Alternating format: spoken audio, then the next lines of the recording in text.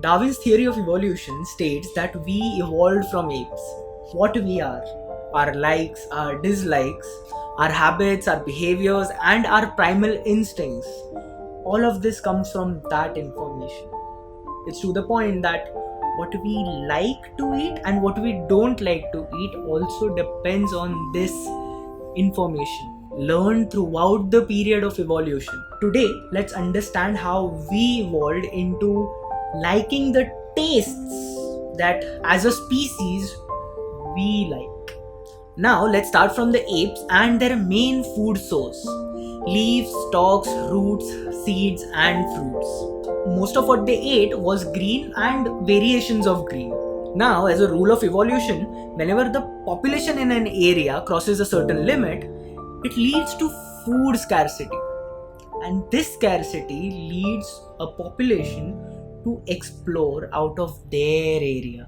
This particular rule of evolution caused the apes and monkeys to come down from the trees in search of food whenever they did not have enough to eat. Now, as they came down, they were entering enemy territories.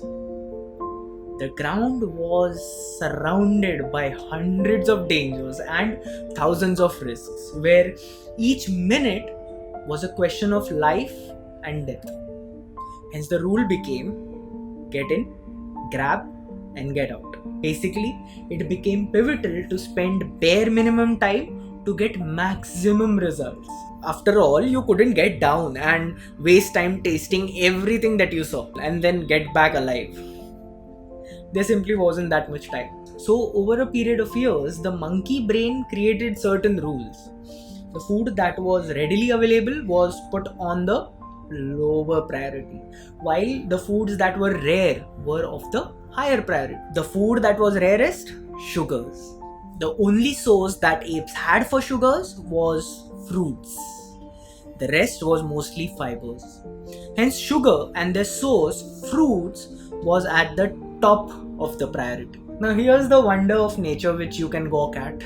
Flowers are reproductive organs that need to be pollinated by birds and bees so that they can turn into fruits with seeds in them. But for that to happen, the flowers needed to be easily identifiable and visible to the birds and bees, which meant any other color than green. So, the flower had to have bright colors. That meant the fruit would have bright colors. That would lead to making them visible to herbivores like apes. So here these apes and monkeys learned a neat trick through evolution. Get down, focus on things that are bright and inviting. Collect a lot of them and run quickly as possible with the rarest and the brightest thing that they could find, which mostly had sugars packed into them. So the formula was set. Sugars equal to good. Colors equal to good. Hence, the things that are colorful and have sugar in them, tasty. Search for them. Prioritize them and get more of them. The same rule has been applied to each and everything that we as a species labeled as tasty. Meat was rare. Hence, it was tasty. Butter was bright and rare, hence tasty. Basically, the history of human evolution and food is simple. Anything that was rare and good for you, your brain trained you to get it. If it was commonly available, your brain put it on lower priority. A very good example of this would be your own tiffin was always okay, but your friend's tiffin is the real deal. So, what we like today as taste is a joint feature between what was rare back then and what we deem as rare today.